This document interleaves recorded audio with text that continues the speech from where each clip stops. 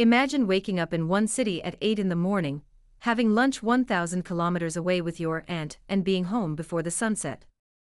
That is everyday life in China now. Taking 7 or 8 hours to cover a distance of 2,000 kilometers, however, is still impossible in most countries on Earth. In just 2 decades, China has built the world's largest high-speed rail network, faster and cheaper than planes, reshaping cities, economies, and even global politics. Now, listen, what if I told you China isn't making money from it but is suffering a big-time loss? Is it still worth the cost? Hi everyone, welcome back to Difference Frames the World, a channel to see the world from a different angle. We upload videos regularly, so please subscribe to our channel and turn on the notifications bell to be informed of our new uploads every day. Today's topic is China's high-speed rail.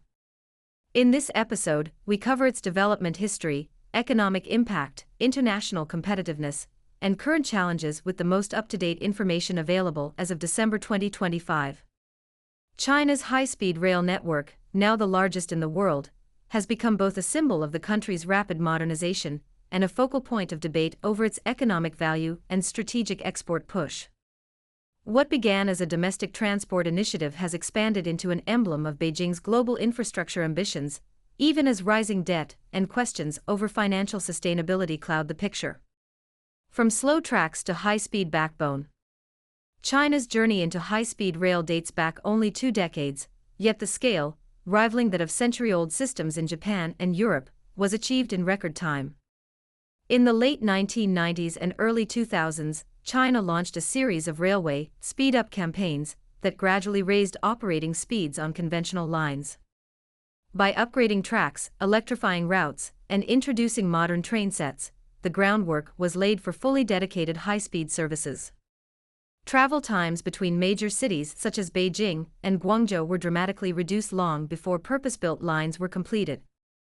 The country's first dedicated high-speed rail service opened in 2008 between Beijing and Tianjin, designed to reach 350 km per hour, marking China's formal entry into high-speed travel. Under the mid- to long-term railway network plan adopted in 2004, Beijing set an ambitious target to knit the country's vast geography together with a national grid of high-speed corridors. Subsequent revisions expanded those targets multiple times, fueling a construction boom that few nations had ever attempted. The world's largest high-speed network.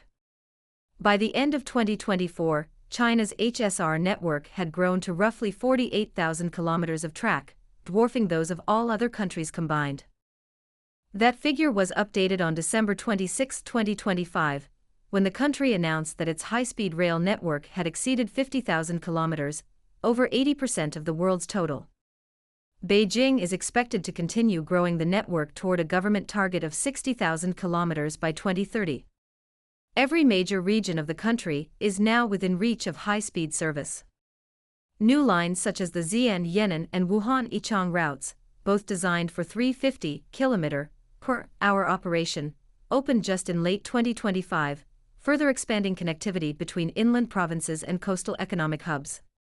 The flagship Beijing-Shanghai high-speed railway, linking 2 of China's largest urban and economic centers, has logged hundreds of millions of passengers, often rivaling entire national networks elsewhere in ridership. The latest news revealed that 97% of Chinese cities with populations over 500,000, including urban and suburban residents, are connected to the high-speed rail network. However, it does not mean smaller cities with fewer than 500,000 people have no access to the network. The smallest city in China, excluding 2 islands, Hainan Province and Taiwan Province, is Jiaguan in Gansu Province, with a population of about 310,000. Even some satellite townships not classified as cities have stations to access the network. Hong Kong and Macau are also connected to the high-speed rail system. Hainan is the only Chinese mainland province that is an island with a complete high-speed rail loop. Another island province, Taiwan, has a line connecting its main population and economic centers, such as Taipei, Banqiao, Taoyuan, Hsinchu, Taichung, Jiayi, Tainan, and Kaohsiung. Taiwan's high-speed rail system is not connected to the Chinese mainland's network, but technically, it is not a problem. The only problem is political. Beijing plans to connect Taiwan with the Chinese mainland via a cross-strait bridge in a few years. Once connected, Taiwan's common people can go to Beijing in a few hours, enjoy the high tea there, and go back to their homes in Taiwan the same day. In China, the HSR system was never merely about faster trains.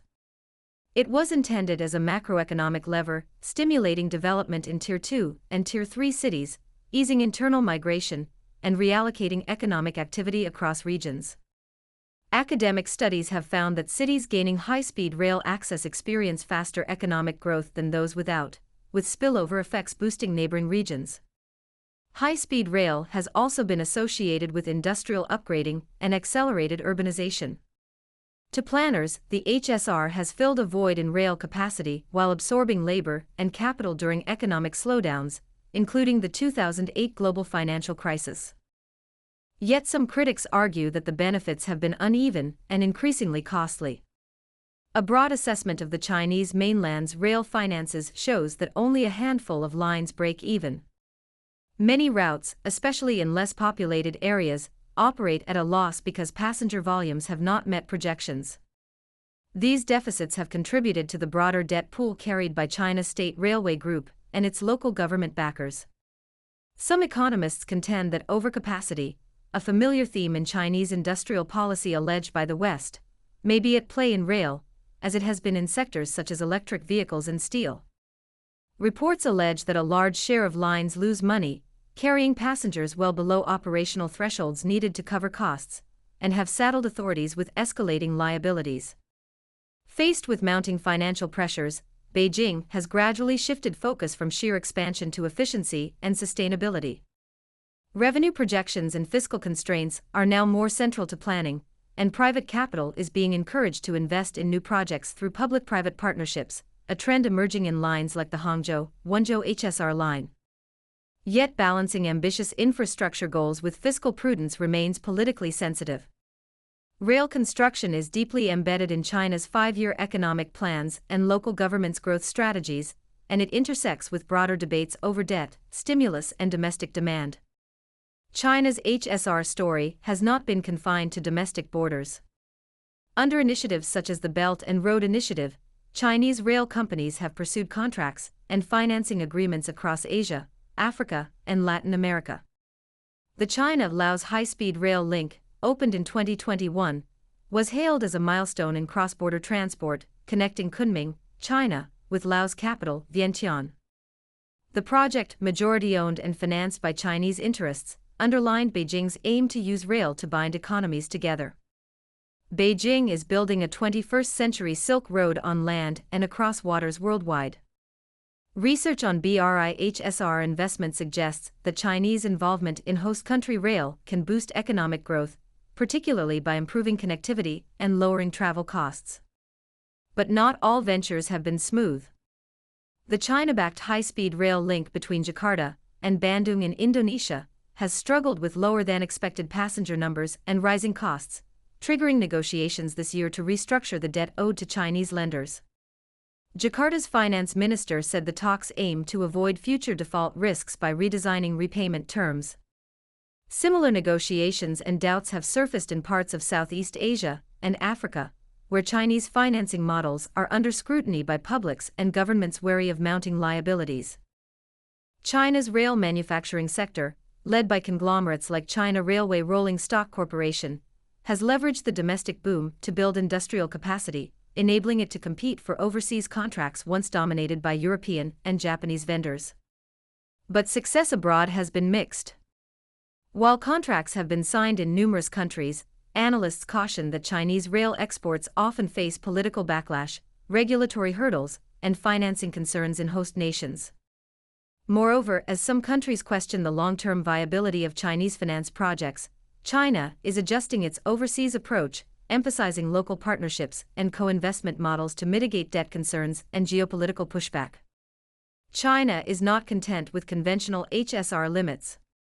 Researchers and manufacturers are working on maglev systems capable of cruising speeds of 600 km per hour, potentially having long-distance travel times. Such projects, while still experimental, signal Beijing's intent to push the technological envelope from fast to faster. The rollout of next-generation trainsets capable of 400 km per hour service also reflects China's drive to stay at the forefront of rail technology amid global competition and emerging climate goals. As China approaches 2030, policymakers face a complex calculus in shaping the future of high-speed rail.